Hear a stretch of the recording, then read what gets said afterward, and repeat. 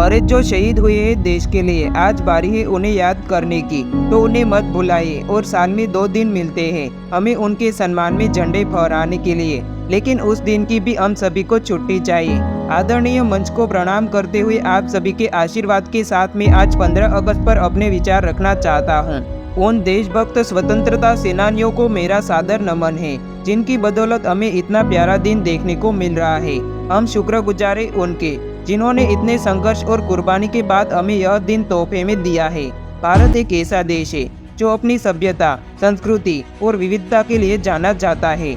इस देश की जड़ें इतनी गहरी है कि समय के हर तूफान ने इसे मजबूत किया है। इतिहास गवाह है कि जब जब इस देश की एकता और अखंडता को चुनौती दी गई है, तब तब यह राष्ट्र अपने शत्रुओं को मुंहतोड़ जवाब देने के लिए खड़ा हुआ है।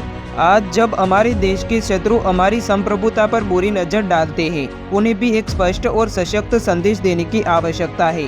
भारत का शत्रु कौन है? भारत का शत्रु वह है जो हमारे देश की संप्रभुता, अखंडता और एकता को नुकसान पहुंचाने की कोशिश करता है। यह शत्रु बाहरी भी हो सकता है और आंतरिक भी हो सकता है।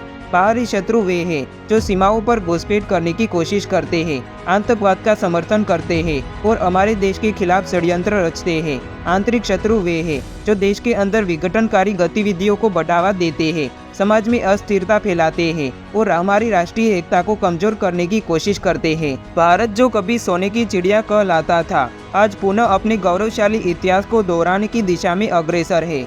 एक विकसित भारत का सपना हर भारतीयों की आंखों में है और यह सपना अब धीरे धीरे यथार्थ में बदलने की ओर बढ़ रहा है।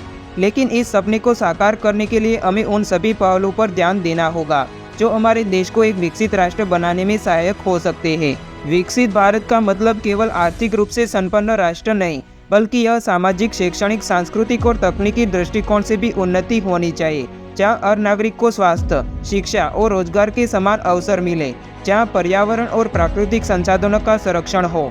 पर चंद लोगों की भ्रष्टाचारी मानसिकता की वजह से अमीरों और गरीबों के बीच का फासला बढ़ता है। चंद जमाखोरों की वजह से महंगाई में आम आदमी की कमर तोड़ रखी है। आज शिक्षा व्यवस्था में बच्चों को नैतिकता का पाठ पढ़ाने की बेहद आवश्यकता है। आज का युवा देश का भविष्य है। अगर उसके ही कदम डगमगाएंगे तो वो देश को कैसे संभालेगा? आज पर्यावरण इस हद तक बिगड़ चुका है कि अगर हम न संभले तो आने वाली पीढ़ियां इस बदलते इकोसिस्टम में तबाह हो जाएगी। अगर इन सभी बातों पर ध्यान दें तो हमें विश्व गुरु बनने से कोई नहीं रोक सकता। आप सभी के साथ यह कहना चाहूँगा कि हर चुनौती के आगे झुकना नहीं, हर चुनौती के आगे झुकना नहीं, हर मुश्किल को ताकत बनाना है। नए भारत की राह में आए जो भी बाधा, उसे हम सबको मिलकर हटाना है।